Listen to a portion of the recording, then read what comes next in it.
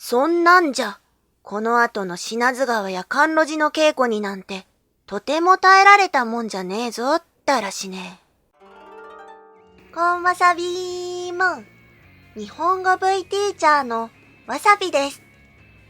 今日は、アニメ鬼滅の刃柱稽古編第3話から N2 文法、た、ものではない、た、ものじゃないを勉強します。ではまず、どんな場面で使われていたのかチェックしてみましょう。そんなんじゃ、この後の品津川や甘露寺の稽古になんて、とても耐えられたもんじゃねえぞ、だらしねえ。ここです。元音柱が大使に稽古をつけているシーンです。た、ものではない。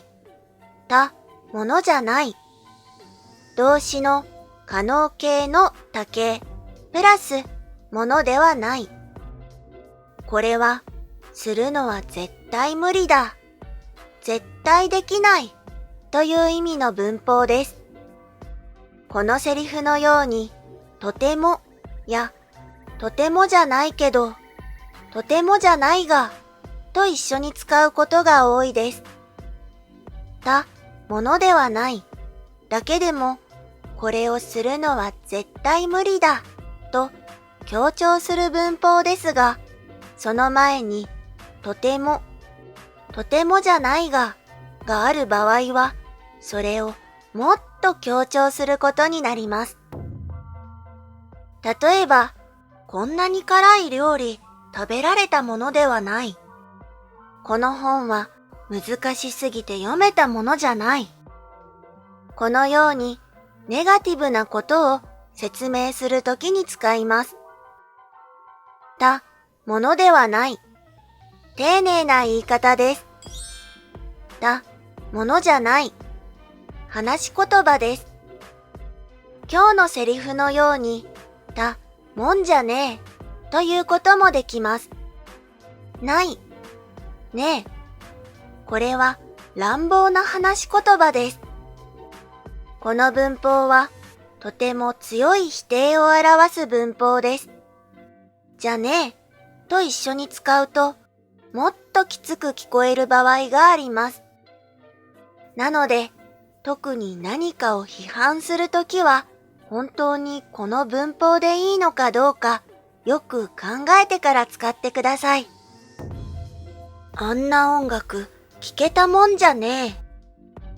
あいつに任せたら、どうなるか分かったもんじゃねえ。使うときには、注意が必要です。では、最後に、今日のセリフを一緒に言ってみましょう。そんなんじゃ、この後の品津川や甘露寺の稽古になんて、とても耐えられたもんじゃねえぞ、だらしねえ。いかがでしたか？なんとなくわかるけど、よくわからない文法っていっぱいありますよね。